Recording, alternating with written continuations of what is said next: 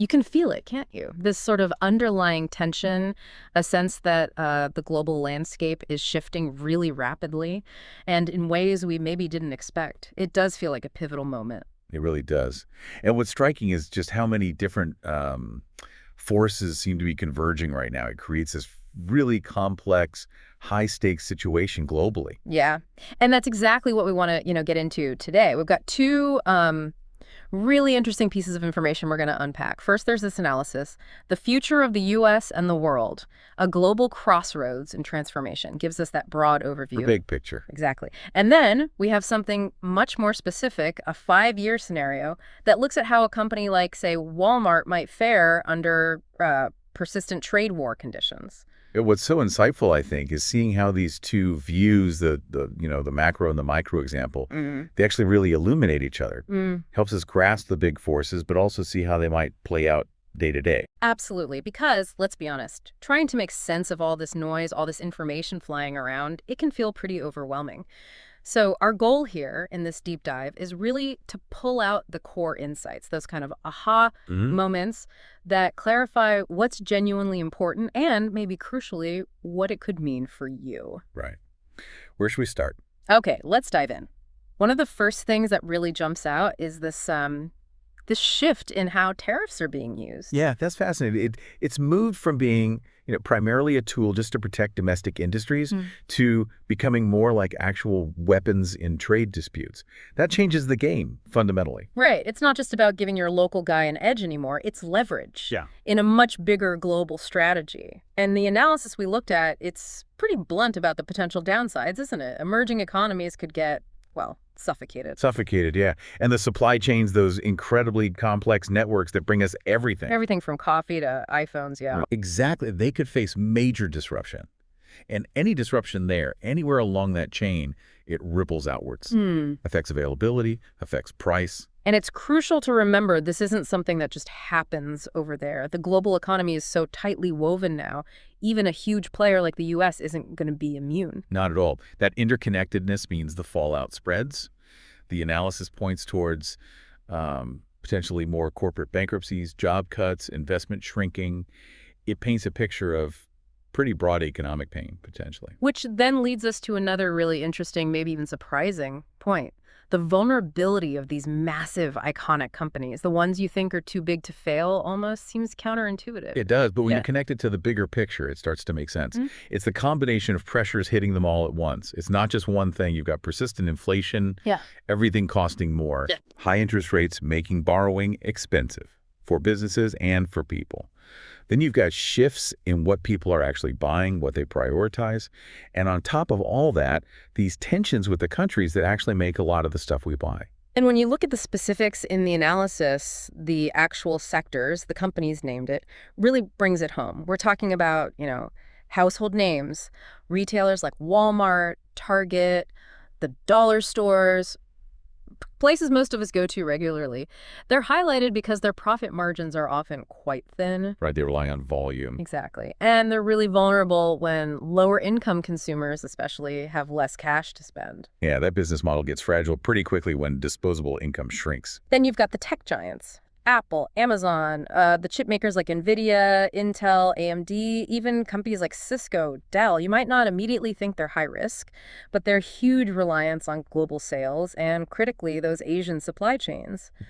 Well, that puts them in a potentially tricky spot if things get disrupted or costs spike. And it's that deep interconnectedness again, isn't it?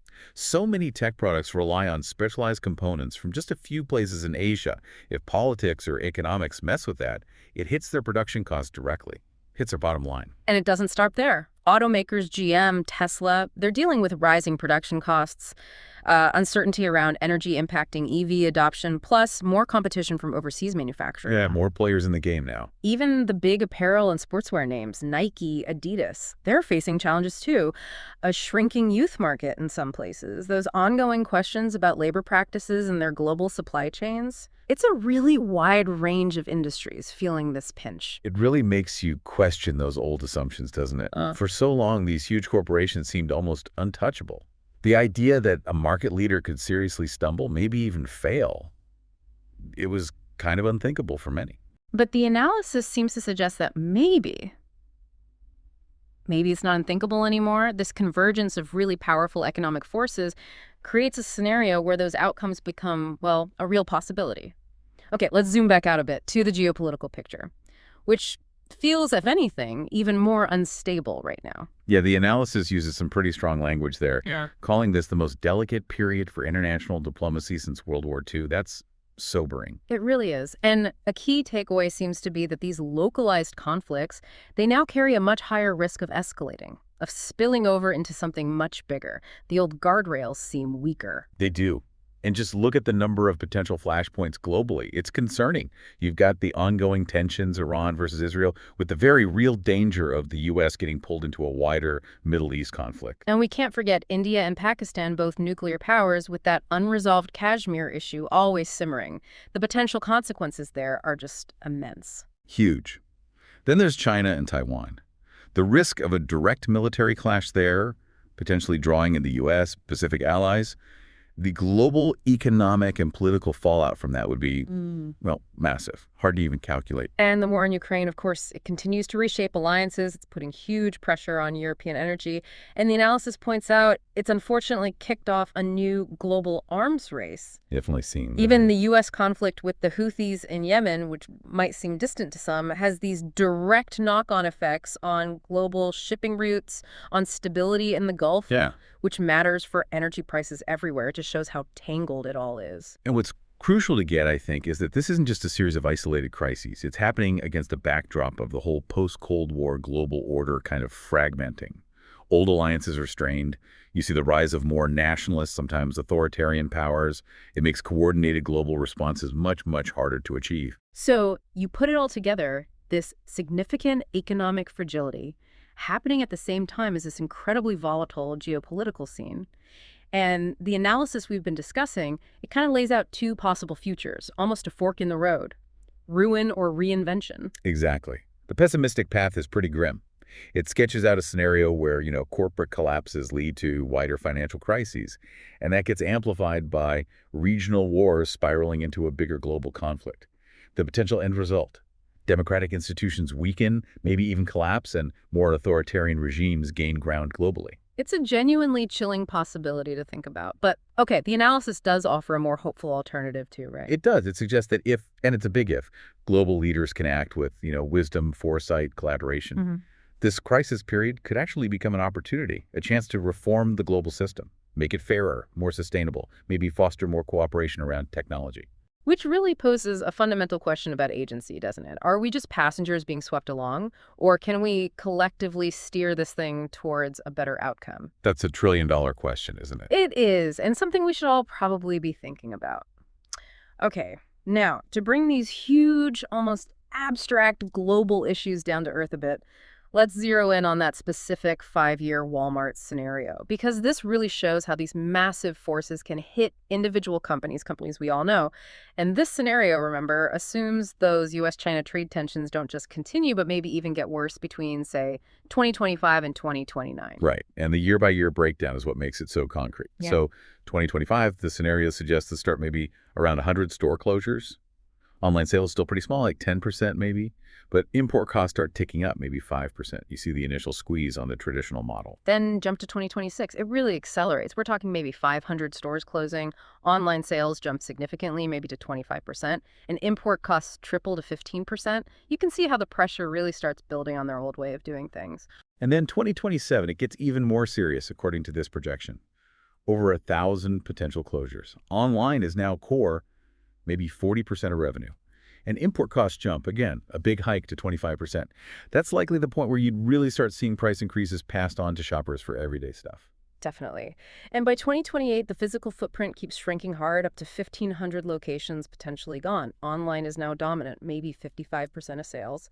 And the scenario talks about the supply chain being under immense stress as they scramble to reorganize, find new sources. And the end point of this 5-year projection, 2029, is pretty dramatic. Over 2,000 store closures envisaged.